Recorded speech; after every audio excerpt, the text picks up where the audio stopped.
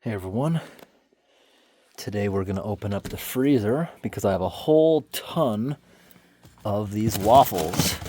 So I made a video of this a while back, maybe you saw it, maybe you didn't. I bought these on Amazon.com, they were $3 something cents with free shipping. I actually bought these only because I wanted to play with the dry ice I knew they would be shipped in. But to my surprise, instead of one box of 6, Amazon accidentally sent me, I think, like 40 boxes or something. There was hundreds and hundreds of waffles. Look how many boxes I still have left in here. Anyways, I did not have the freezer space. I gave them to a bunch of family members, but yet I was still left with so many boxes. We just opened them all up and gave them to the raccoons. A lot of people in my comments said, why didn't you donate them? Well, that's because most food pantries will not take anything unless it is non-perishable in a can. They're just not going to trust it. Plus, the dry ice was already gone. These things showed up already defrosted. And if I don't eat them fast, I think the freezer burn is going to get the best of them. So today, we're going to open up this box. And we're going to try these with some very, very old Canadian maple syrup. Years ago, I opened one of these up because years ago in the basement of someone's house, I found the 6 of these things. I believe one of them that we opened up was in mint condition, not leaking. And I believe a couple of them were leaking. We opened them up and it still tasted the same. They say that real maple syrup, if it's in a can or a jar, not a plastic bottle, because there's a reason that bottled water has an expiration date. It's because the plastic expires, not the actual water, of course. Same thing with other containers. Now, these cans do have a plastic liner on the inside, which can technically expire, but it's protected by the metal cans, so UV light is not going to be a problem. It will last much longer in this form because of that. In a jar, it's basically going to last forever, but we have them in cans, and it still tasted good. We're going to get some of that out, and we're going to try it today after a few more years.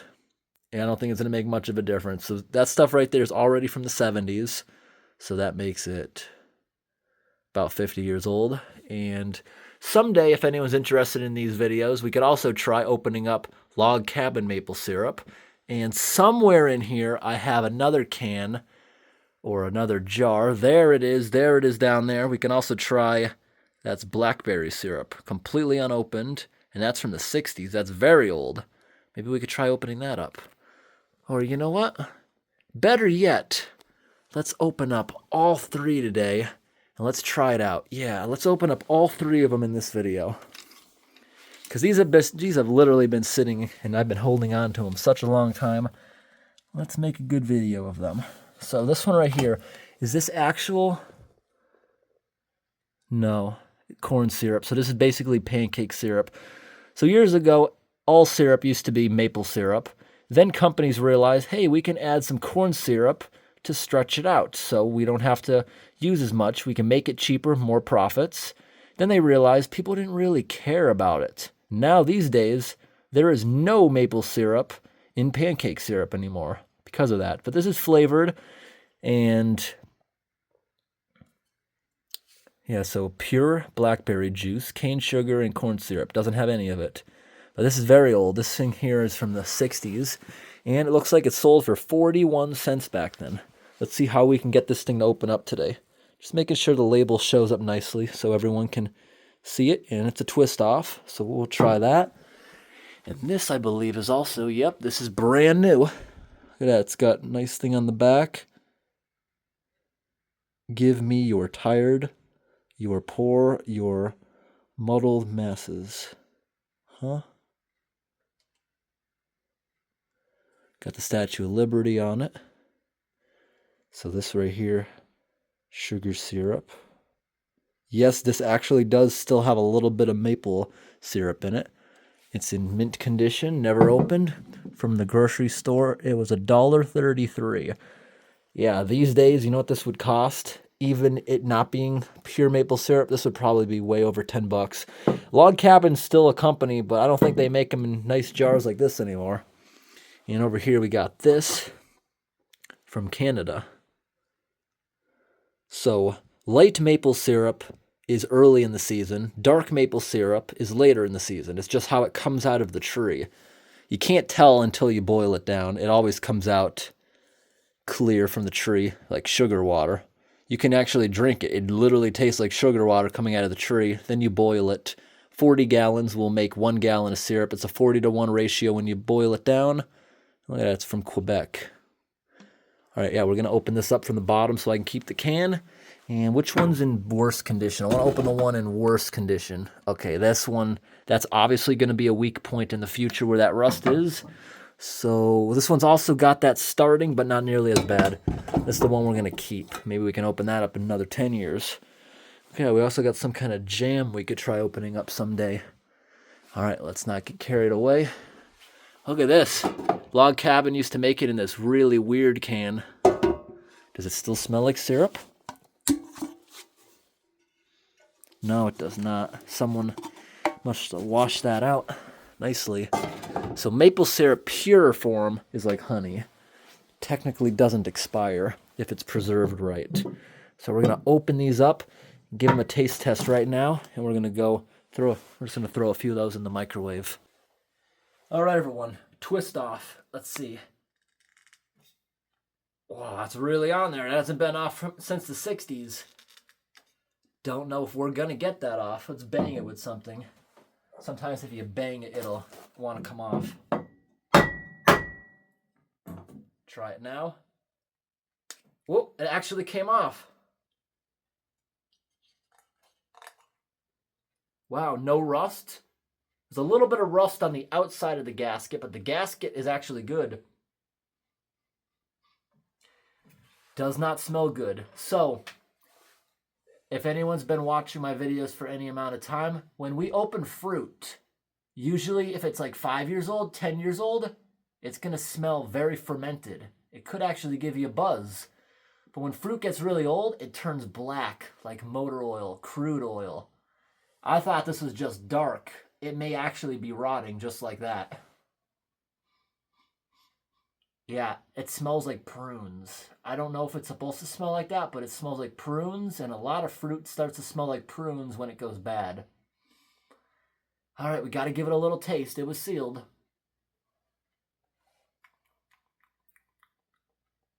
Actually tastes good. It actually tastes good. We're going to put a little of this onto a pancake or a waffle. That actually tastes good. All right, the next one. If we're going to get this one open, look at all the top. See, it's like wood grain on the cap. The days of when you used to buy appliances and the inside of cars, even the outside of cars had that wood grain, the fake wood grain. See if we can get this one open. Ah, there we go. Still has a good looking gasket, and this smells just like pancake syrup. It smells perfect, actually.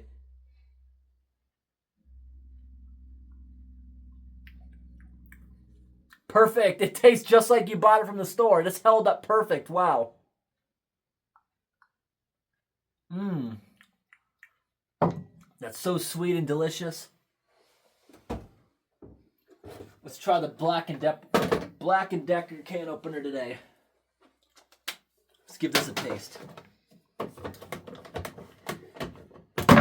Whoop.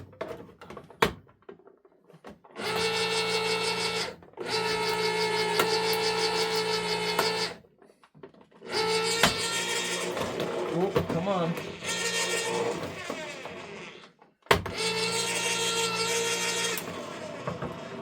Can opener's not cooperating with us today.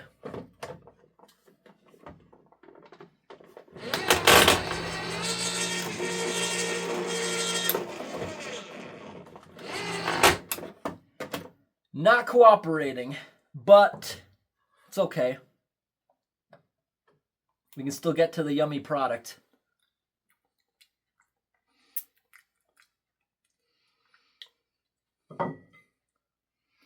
Delicious.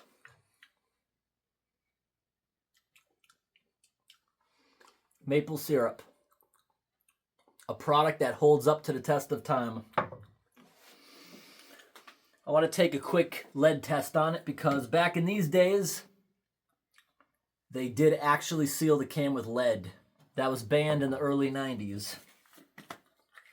I do taste a little metallic something, so I want to make sure if it's just iron, not a big deal. If it's lead, we're going to think twice about using this. So I want to put this in a separate container, just like I always say to everyone. If you're using these to test the water on your fish tank, do not put it in the fish tank water. Take a separate cup, rinse out the cup a few times, and then dip it in this. Then throw the cup down the sink. Don't mix it in with the aquarium water. It's so little, but yes, it is still a poison. So I'm just going to pour a little down over this test strip. Like that. And then I'm just going to go ahead and rinse off the plate in the sink. It's a very thick thing, so give it a minute to soak into it.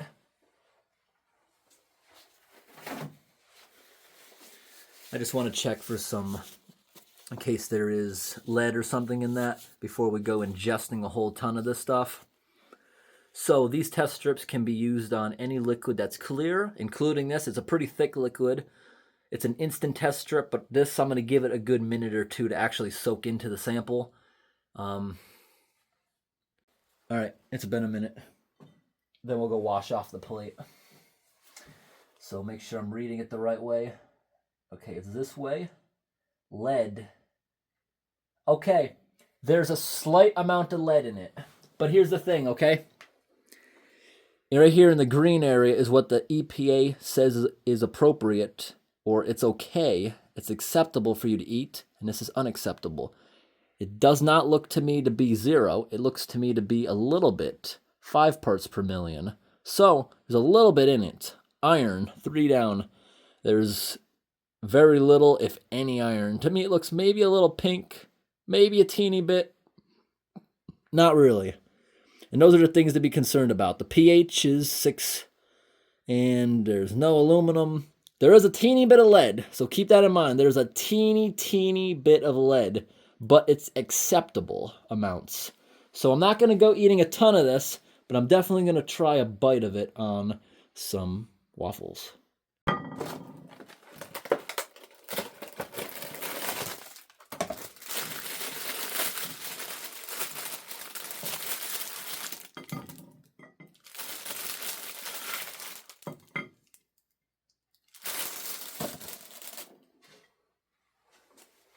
And we are off to the basement microwave. House is a little bit of a mess because I got some laundry there to do. Here's the basement microwave. Open it on up. It's kind of hiding here.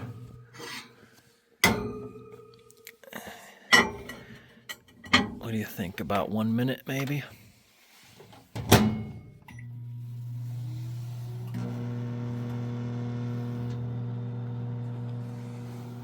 Maybe about 1 minute. Then we got some deer corn, apple flavor. What do you think of that? We're going to throw this out in front of a trail camera and see what kind of animals we can get. Usually it's turkeys, sometimes deer, usually turkeys that show up to eat this stuff. And let's see what we got. Half a minute. Leave it in there for a full minute. All right, after a minute. Does it feel cooked?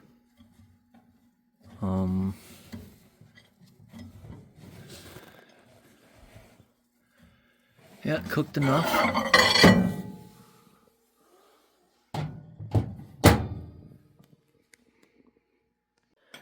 All right, so let's try out some of the syrup on these. Yummy. Yummy. Oh, you can tell that right there was probably a little later in the season because it's dark, but that may be artificial coloring too, because this has barely any actual maple syrup in it. And this one I put on too tight again. Here we go. Got it off. Now this one, I have no idea if it's actually supposed to taste like this or not. Look how thick that is. I have no idea if this is a normal taste or not, so I'll try a bite of it, but I don't know if I'm going to keep going. So this one here definitely held up very good, except the can is what unfortunately it leached a little bit of lead into it. This one's got like an oily sheen on the top of it, like a car leaking into a puddle.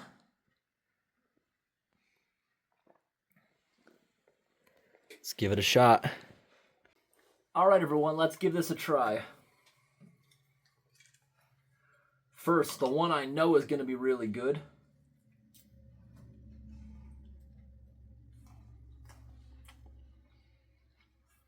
Yummy.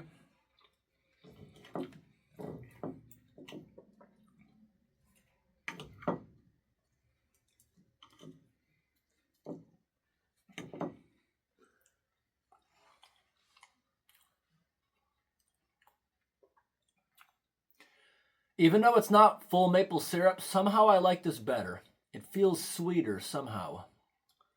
And this one here, it tastes all right, but I gotta say it tastes like prunes. And I don't think it's supposed to taste like prunes. So I'm very skeptical about this one's taste. Very skeptical.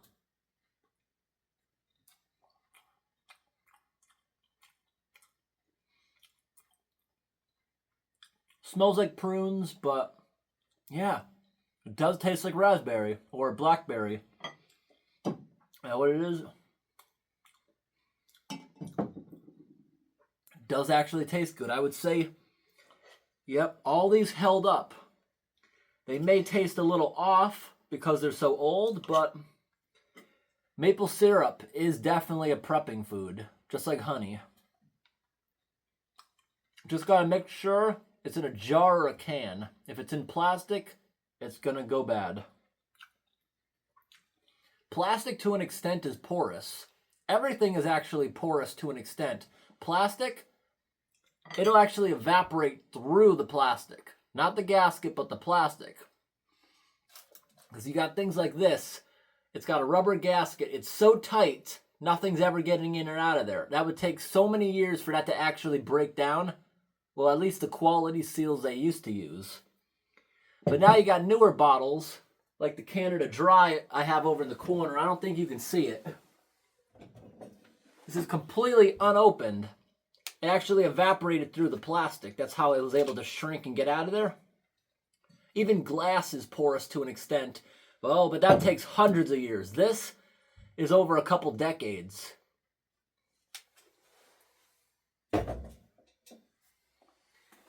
Now this one here, the gasket did fail. And look at the bottom. Look how thick that soda is. It's thicker than the maple syrup.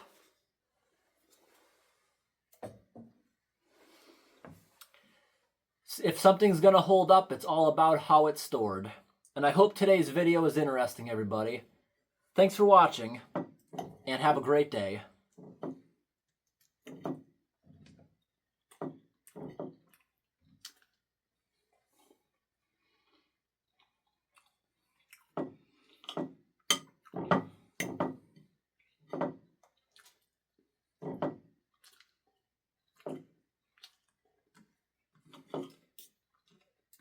All right, everyone. So these containers, I'm going to put them back on my shelf. If it's like honey, opening them like that will probably not make it go bad, but it's good to keep them full, keep the original product in them. This one is not resealable one bit, so we're going to go ahead and feed this one to the toilet.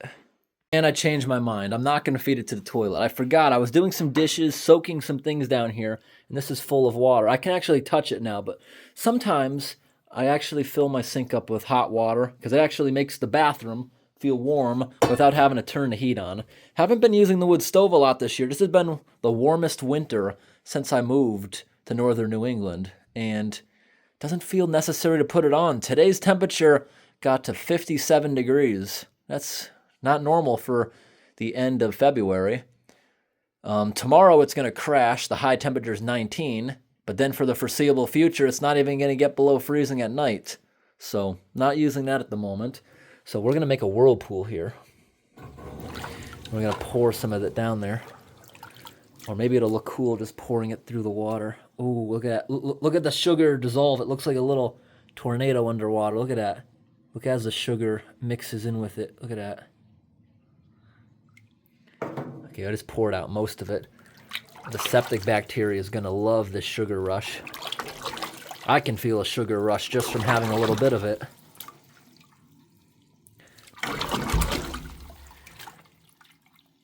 That's the reason I always drink diet things, because I get easily sugar rushes. Look at that. Look at it go. Lots of sugar for that septic bacteria. Ooh. Now we're just going to go ahead and rinse it out a little bit.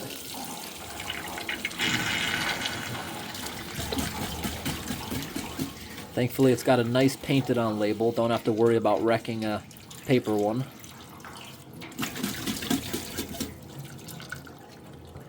And I'm going to place this off to the side so it can dry with a bunch of other canned foods I have right back here before it goes into the other room and returns to my shelf. I accidentally knocked down all my Spam cans, putting that back up on the shelf. Huh. Whoa. Oh. Power went out again. We had the power just went out. It came on for a brief moment. Then it's out again. Oh. We are experiencing a windstorm at the moment. So, like I just said a moment ago, it was very warm today, 57. Tomorrow it's going to be 19 degrees for the high, and usually when a temperature swings that much in a period of like 12 hours, there's going to be a lot of wind. There's a cold front coming through, bringing a lot of wind with it. A tree probably fell over on the power line. Don't know when it'll be back, but we're going to finish filming this video in the dark. So good thing I got all my dishes done, because the water don't work here. We have a well when the power's out. We do have a pressure tank, which allows us about 30 gallons without the power, because it's already pressurized and ready to go. But, all right, the rest of today's video will be with camera lights. And camera lights aren't actually that bad. I could go and get some pretty bright ones. All right, now that the power's out, let's try out this really big flashlight. Wow, lights up the whole house. So I bought this thing. I assumed it would work good for abandoned building exploring, and it's a good test. Look, it goes really good. Wow. That is 100,000 lumens. Wow, it's blinding just looking at it coming back at me. Wow. It's blinding. Wow, it's too bright. Don't need it that bright. Let's try 10,000 lumens. Huh. Don't know when the power will be back on, but I'm just going to place this here for now. I just got to clean up a little bit in here. That's all I really have to do. Do a little bit of cleanup right here at my table. Got some sticky syrup.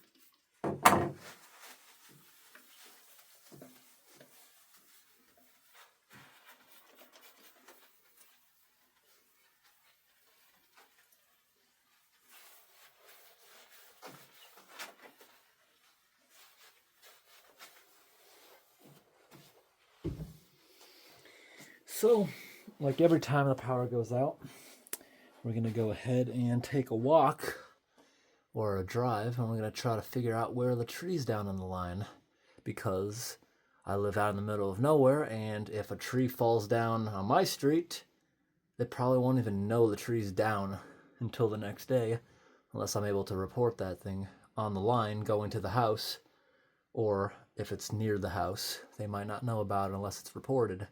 So, also, there's something else on power lines. There's sometimes this little ball, don't know what it's called. It's on the wire, and the thing will blink if the tree is down between that and the next pole. That's to tell crews if it's all clear or not, where a power line goes up over a mountain, so they don't have to physically go up there and look at it on foot or with a drone. They'll know if there's an issue between there and the next road. So, you can also go look for things like that flashing. But I hope today's video was interesting, everybody. Thanks for watching. Have a great night.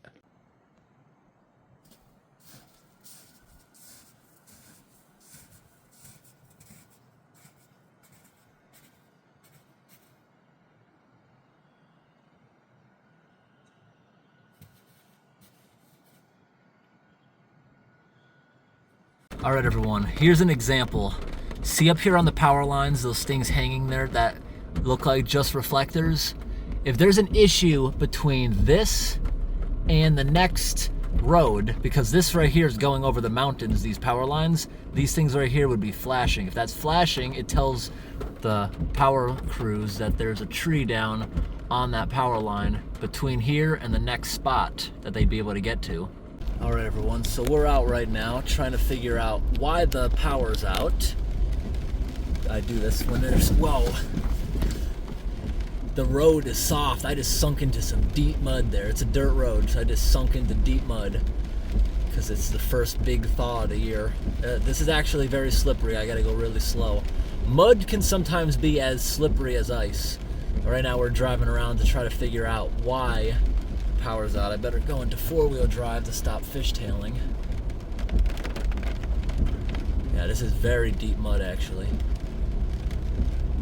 Here, the whole vehicle bogging down. All right, up ahead you might be able to see more reflectors hanging there. We're about to go underneath those power lines again.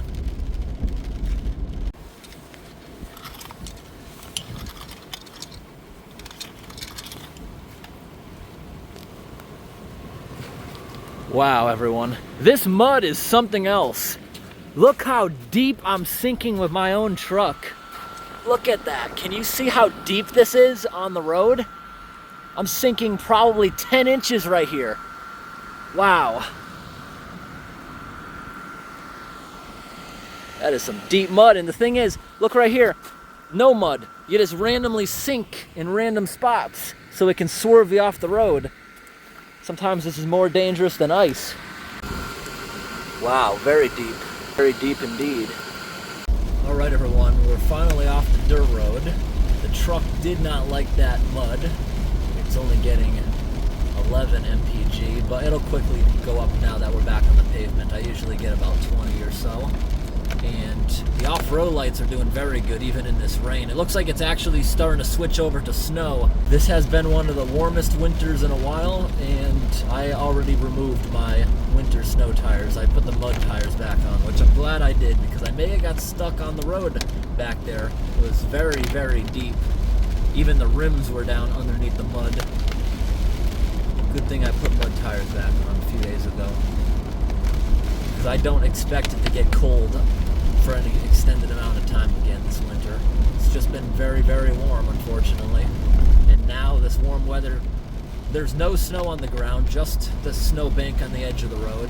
We might pick up an inch of snow, the forecast says, before the system shuts off, but now that the temperature's already down, it looks like the wind is just about done, but you can see the amount of debris in the road. We're going around looking for storm damage at the moment.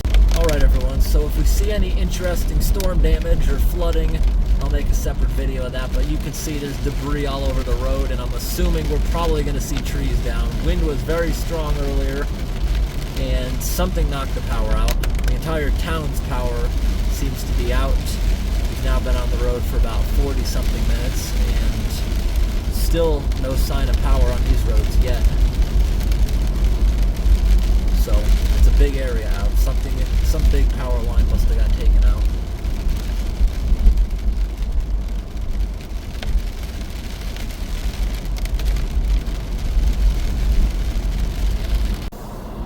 All right, everyone, it's snowing a lot now, and look at this. There's a tree in the road. First tree in the road I've seen all day. There's a lot of trees cut up on the side of the road, but that's because this area's been having storm after storm in the past couple of months. Lots of trees cut up on the side of the road, but this is the first one in the road. Look at it, the snow just stopped suddenly. It's like a blizzard now driving. You can barely see, gotta keep it really slow now.